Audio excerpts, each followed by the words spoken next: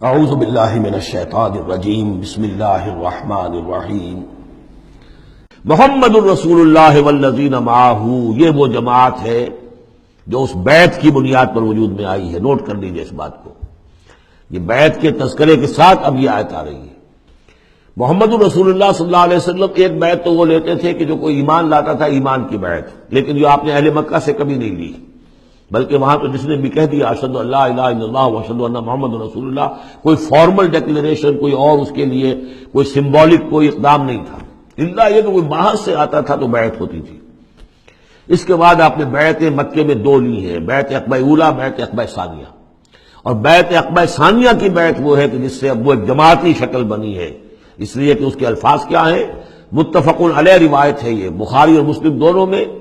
راوی اس کے حضرت عبادہ بن صامت سے رضی اللہ تعالیٰ عنہ۔ وہ بیعت کیا تھی؟ بایعنا رسول اللہ صلی اللہ علیہ وسلم علی السمع والطاعۃ فی العسر والیسر والمنشط والمکرہ وعلی عثرۃ علینا وعلی لا ننازع الامر اہلہ وعلی ان نقول بالحق اینما کنا لا نخاف فی اللہ لومۃ لائم۔ ہم نے بیعت کی تھی اللہ کے رسول سے کہ آپ کا ہر حکم سنیں گے اور مانیں گے، اطاعت کریں گے، فی العسر والیسر، خواہ مشکل ہو اور خواہ آسانی ہو، والمنشط والمکرہ، خواہ ہماری طبیعت آمادہ ہو، خواہ ہمیں اپنی طبیعتوں پر جبر کرنا پڑے، وعلی عثرۃ علینا، خواہ ہم پر دوسروں کو ترجیح دی جائے۔ ہم کبھی نہیں کہیں گے کہ ہم آپ کے پرانے ساتھی ہیں، آپ نے بالکل ایک نووارد کو ہمارے اوپر امیر کیسے مقرر کر دیا، نہیں، اٹس یور پریروگیٹو، یہ آپ کا اختیار ہوگا، جس کو آپ چاہیں امیر بنائیں۔ وعلیٰ اللہ ننازع الامر اہلہ، جنہیں آپ والی امر بنا دیں گے، امیر بنا دیں گے، ان سے بھی ہم جھگڑیں گے نہیں، ان سے تعاون کریں گے، ان کی اطاعت کریں گے۔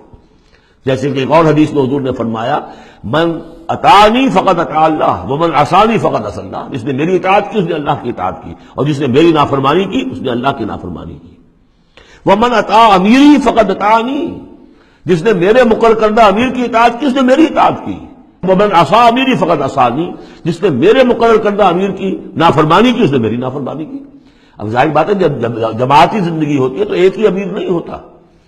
اب ایک فوج ہے، ایک سپہ سالار ہے، لیکن اور چھوٹے چھوٹے جو اس کے حصے ہیں، میمنہ پر کوئی اور ہے، میسرہ پر کوئی اور ہے، اب قلب پر کوئی اور ہے، چھوٹے چھوٹے کمانڈرز بھی تو ہیں،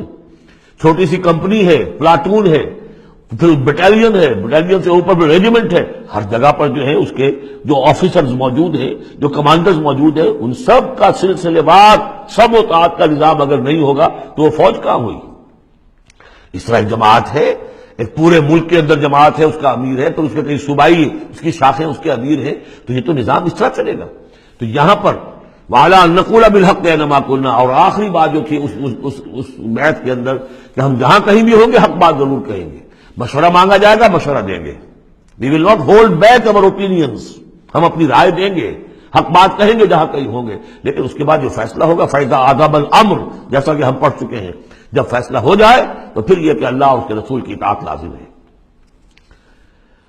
تو فرمایا یہ محمد الرسول اللہ والذین معہ کی جو جماعت بنی ہے اس شکل میں، اس قتال کے مرحلے کے شروع ہونے سے پہلے منہج انقلاب نبوی میں اقدام کا مرحلہ جب آیا ہے، پیسو ریزسٹنس جب ایکٹیو ریزسٹنس میں چینج ہو رہی ہے، تو اب وہ ایک نظم جماعت کی شکل ہے، اور وہ بیعت عقبہ ثانیہ کی بنیاد پر وجود میں آیا۔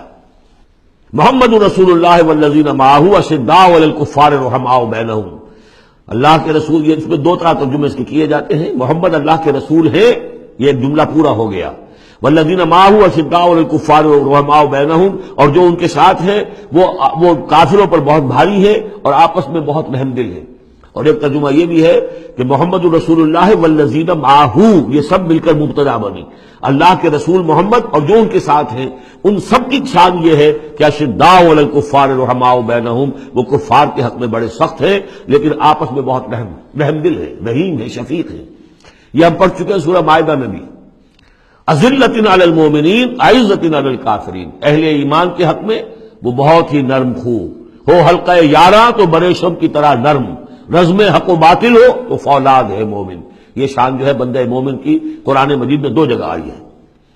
تراہم رکعا سجدا یبتغون فضلا من اللہ ورضوانا، تم دیکھو گے ان کو کبھی سجدے میں گرے ہوئے ہوں گے اور کبھی رکوع کر رہے ہوں گے، وہ اپنے رب کے فضل کے متلاشی رہتے ہیں ہر دم ہر آن، اور اللہ کی رضا چاہتے ہیں۔ سیماہم فی وجوہہم من اثر السجود، اور ان کی جو نشانی ہے وہ ان کے چہروں میں جو اثرات پیدا ہوتے ہیں سجدے سے عام طور پر تو خیال یہ ہوتا ہے کہ یہی جو گھٹا پڑ جاتا ہے یہ سجدے کا نشان ہے، لیکن اس کے علاوہ بھی نمازیوں کے چہرے میں ان کی نماز کی ایک کیفیت ہوتی ہے، نورانیت ہوتی ہے کہ جو ان کے چہروں کے اندر موجود ہوتی ہے۔ ذالک مثلہم فی التوراۃ، یہ ہے ان کی مثال اور تمثیل جو تورات میں آئی تھی، وہ مثلہم فی الانجیل، اور انجیل میں جو ان کی مثال دی گئی تھی وہ یہ ہے کزرع اخرج شطہ، جیسے ایک کھیتی وہ اپنا پٹھا نکالتی ہے، فآزرہ، پھر اسے گاڑھا کرتی ہے، فاستغلظ، اور فاستوى، اس کو مضبوط کرتی ہے اور پھر اسے گاڑھا کرتی ہے، فاستوى علی سوقہ، پھر اپنی نال پر کھڑی ہو جاتی ہے۔ چھوٹی سی کوئی کوپل پھوٹتی ہے، پھر وہ بڑھتی ہے، نرم سی ہے، پھر ذرا اس کا جو تنا بنتا ہے اس کے اوپر پھر کھڑی ہو جاتی ہے سیدھی۔ یہ جس طریقے سے درجہ بدرجہ یہ جو زراعت ہو رہی ہے، یہ کھیتی ہو رہی ہے، اس کا نتیجہ کیا نکلتا ہے؟ یعجب الزراع، جو زراعت کرنے والا ہے، جو کاشتکار ہے، اسے بڑی بھلی لگتی ہے۔ آیا آج دیکھا اپنی کھیتی کو اپج آئی ہے، نکل آئی ہے، اس کے بعد یہ کیا بڑھ رہی ہے، پک رہی ہے، اب کھیتی لہرا رہی ہے، اس کے اوپر سٹے آ گئے ہیں۔ یعجب الزراع لیغیظ بہم الکفار، تاکہ اس سے دل جلے کافروں کا۔ اب یہاں اس سے واضح ہو گیا یہاں زراع کون ہے؟ یہ کھیتی صحابہ کرام کی کھیتی ہے جو پھل رہی ہے، پھول رہی ہے، اور اس کا کاشتکار کون ہے؟ محمد الرسول اللہ صلی اللہ علیہ وسلم۔ تب حضور کے ساتھ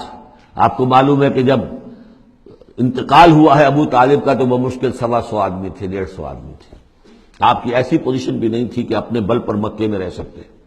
اسی لیے طائف گئے تھے، کوئی آلٹرنیٹ بیس مل جائے میں وہاں منتقل کر دوں اپنی اس دعوت کا اور اپنی اس تحریک کا مرکز، لیکن یہ کہ وہاں سے خالی ہاتھ آنا پڑا تھا۔ ایک وہ دور تھا کہ جس میں پھر ایک مشرک کی امان لے کر مکے میں داخل ہو سکے، مطعم بن عدی کی۔ آج ایک دور یہ ہے کہ 1400 یا 1800 آدمی جو ہے وہ بیعت موت کی ہے انہوں نے، اور ان کو اس پر جو ہے ملال ہے کہ دم کر صلح کیوں کی ہے، ان کی جو حمیت ایمانی ہے، غیرت ایمانی ہے، وہ ملال اس پر ہے،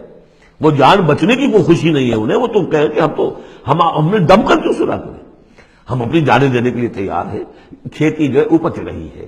تو فرمایا کزرع اخرج شطہ فآزرہ فاستغلظ فاستوى على سوقه يعجب الزراع ليغيظ بهم الكفار وعد الله الذين آمنوا وعملوا الصالحات منهم مغفرة واجرا عظيما۔ اللہ نے وعدہ کیا ہے ان لوگوں سے جو ایمان لائے اور نیک عمل کیے، ان میں سے جو واقعتاً جنہوں نے ایمان اور عمل صالح کا حق ادا کر دیا، کہ ان کے لیے مغفرت بھی، اجر عظیم بھی ہے۔ یہاں جو مولانا عثمانی صاحب نے حاشیہ لکھا مجھے بہت پسند آیا کہ اگرچہ حضور کے سارے ساتھی جو ہیں وہ سب کے سب وہی تھے کہ جو ایمان اور عمل صالح کا حق ادا کر چکے تھے، پھر بھی منہم کی ایک قید لگا کر گویا کہ ان کو یہ بات بتا دی گئی ہے کہ اصل معاملہ ہے کہ موت تک انسان قائم رہے اس پر، مبادا بعد میں کہیں کسی کے اندر کوئی تزلزل پیدا ہو جائے، ورنہ یہ کہ اگر کسی کو اس طرح کا یقین دلا دیا جائے تو اس سے تو یہ کہ پھر اطمینان پیدا ہو جائے گا۔ ہونا یہ چاہیے کہ آخری وقت تک ڈرتا رہے آدمی، بین الخوف والرجا کی کیفیت رہے، کہ کہیں ایسا نہ ہو کہ میں پھر کہیں آج جس مقام پر اللہ نے مجھے پہنچا دیا ہے کہیں پاؤں پھسل جائے۔ مغفرت و اجر عظیم کا اللہ نے وعدہ فرمایا۔ صدق اللہ العظیم۔